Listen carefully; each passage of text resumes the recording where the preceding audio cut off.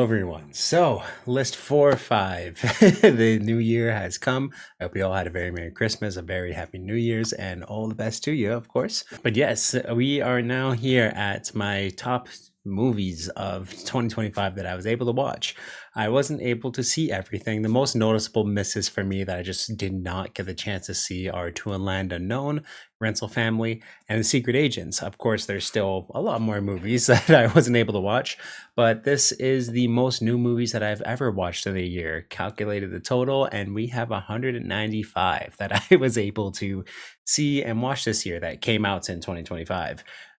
Yeah, so just a big year for movies. It seems like it's going to slow down a little bit next year, but of course, I love watching them. I'm going to try and do it again for this year for 2026. But yeah, before we get into the list, I want to go through two categories. One is going to be honorable mentions. So, of course, movies that just narrowly missed out on the top 10. And then dishonorable mentions, which is just movies that I wish I really did not watch, and more or less my worst movies of the year. Just movies that I hope I never ever have to watch again, and no one ever has to watch again. So I'm going to start off with the dishonorable mentions, and those are going to be, and I would say this is in order. I did watch, unfortunately, a lot of bad movies this year, but we're going to go with Bambi the Reckoning. We're going to have The Strangers Chapter 2 and Star Trek Section 31. So, Bambi the Reckoning, again, too, this is in that same universe as the Winnie the Pooh Blood and Honey movies, the Grinch horror movies. It's just, if they're going to be B movies, they're really bad takes on the characters and just very sloppy, gore filled, horribly acted, horribly written B movies, B horror movies. The Strangers 2, unfortunately, is supposed to be, again, too, it's just not the same strangers anymore. The dialogue is awful, the pacing is awful, the story is awful. This one literally is about 45 to 50 minutes of just the stalker silently stalking the protagonist within this movie. It's very boring to watch, and yeah, just it doesn't add anything to the strangers. I really wish that they would have just left this franchise alone and be the one singular movie. And then Star Trek Section 31, I'm not really gonna say much. It was just dog shit. It was really bad. It was a really, really bad movie. Okay, but we're gonna move on to the honorable mentions. And this year I have Warfare, Lost in Starlight, and The Long Walk. So yeah, Warfare is just an incredibly made, incredibly shot. Sounds, design, everything is just really, really well done. It's a great war movie. It can feel a little empty and hollow, but I believe that was the point, to just, again, to the criticism of this mission and the military within the US and their involvement within this war. It's acted perfectly. It's very intense once things get going. And yeah, I just felt like it was a very realistic, scary, and brutal war movie. Lost in Starlight is just an incredible animated movie, and it is my favorite animated movie of the year. It's just beautiful. It's absolutely beautiful. It's a great love story. A great love story, but also about love for yourself and sticking to your passions and things like that. It's incredible, and I highly recommend it. It's a Netflix original, so if you have Netflix, you'll be able to view that. And then I also have The Long Walk. So this, again, too, I feel like is one of the better, if definitely one of the best, top 5 for sure, Stephen King adaptations. Really, really well done, incredibly acted, incredibly brutal, and it was just everything that it absolutely needed to be. Really, really, really well done. All right, and now we are in the top 10, and we're going to start off number 10 with Marty Supreme. So this is the most recent movie that I was able to see, and I did really enjoy this one. The camera work, the acting, everything is really spectacular within this one. It's unfortunately one of those things where you get two brother directors who kind of split and go their separate ways, and you can definitely tell based off of The Smashing Machine and Marty Supreme which one of the brothers had the talent and had the sauce. This is an amazing performance by Timothy Chalamet. It's a really, really good story. It's bigger than just ping pong, which I think a lot of people thought that this movie was just going to be. But if you liked movies like Uncut Gems and Good Time, this is right up that alley, where again, too, it's just it's just a really, really good character study. Very, very well done, and I highly recommend it to anyone. At number 9, I have Sentimental Value. This is one of those movies that's just any movie lover should watch. It's just about the love, the pains, the suffering, a lot of things that's again too make up filmmaking, or again too just viewing film, watching film, experiencing it. It's incredibly acted, incredibly shot. It's the house in this is absolutely amazing and really becomes its own character in a lot of ways too. It's really really good. Highly recommend it. And number 8, I have Sinners. I was really anticipating this movie when it was coming out earlier in the year. I love Ryan Coogler's style. I think he's just absolutely extremely talented, and you could really tell, really really tell everything that's again to just within all his talents, all his wheelhouse. Same with him with the acting within this movie. It's just perfect at all the right moments. It's within like about 2 hours and 10 minutes, I believe was the runtime of this movie. What they're able to set up and do for the characters is truly impressive. It has great lore, great action, great music, absolutely, and some of the best directing that you will see this year. A lot of too the IMAX sequences, just the way that they play with the aspect ratios, is absolutely incredible. And I do feel like a lot of people, most people, will be able to get into this movie. It's really, really well done, and I highly recommend it. At number 7, I have Begonia. So, with most Yorgos Lanthimos movies, I will watch it once and feel like I never have to again. But I did buy the Blu ray of this one. I really, really enjoyed it. Performances are great. It kept me guessing at a lot of moments. I had no idea where the story was actually going to go. And when it went there, especially at the ending, it just left me speechless in a lot of ways. It's incredible and really, really well done. Very great character studies within it.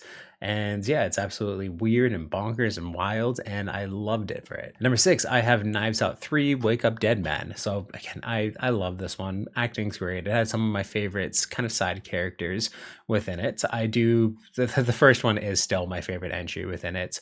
There's still like little minor issues that I have with it, but it's really, really well done. The story's great. The message is great. I found it just had really, really good messaging all about the church, about religion, about having faith or not having faith, and when again, two things need to come out. But yeah, beautiful characters within this that are performed by really, really good actors, and it was a great mystery. A little more in tune again to with the first Knives Out than it was the second one. So if you didn't really enjoy Glass Onion, I think you'll like this one a lot if you enjoyed the first Knives Out. At number 5, I have No Other Choice. So again, incredible, just incredibly made.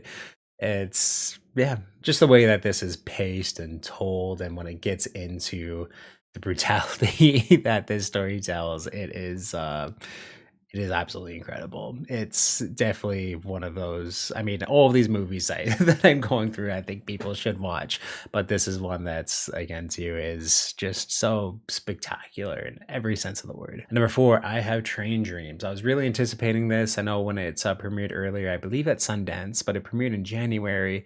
And I've just been waiting and waiting and waiting to see it. I was finally able to watch it when it came on Netflix in late November, and it did not disappoint. This is a beautiful movie that just goes through life. It's the violence is quick and unpredictable, and like not that it's a violent or gory movie at all. It just really shows how random life can be, how amazing, how heartbreaking life can be. It's this movie's about life, and it's beautiful, it's tragic, it's heartbreaking, it's wonderful. It's just it's an amazing movie that just again to encapsulates life really, really well, more so than a lot of movies I've seen in the past. At number 3, I have Hamnet, and this one is a very heartbreaking, sad, but at the end, such a beautiful movie, beautifully acted. Paul Mescal is fantastic, and I do truly believe that Jessie Buckley has the actress nomination, or sorry, the actress Oscar on lock here. Chloe Zhao really kind of showcased what she's great at: quiet, slow burn, but beautifully emotional movies. And I'm glad that she was able to. I mean, a lot of people lost faith after Eternals, but this movie just really solidifies her as, again, just an amazing director and someone who can tell and really encapsulate just beautiful storytelling. Speaking of that, number 2 is Sorry Baby. This one just very narrowly missed out at the number 1 spot for me. It is Yeah, again too, this movie can be devastating, it can be beautiful, it's is so heartfelt, it can be so funny at times too. It's just absolutely hooked me in. I love these characters. I love this story. I loved the town, I love the house, I love the college. It's just everything that was in this movie is really well done. It's very fleshed out. It's very understanding and sometimes brutal, honest, unfair. It's and fair again too. And a lot of it's just a lot of the things that it tackles, a lot of the conversations it has. It covers every angle, and it's just again too a beautiful story, a beautiful movie. All right, and at number one, I have Paul Thomas Anderson's One Battle After Another.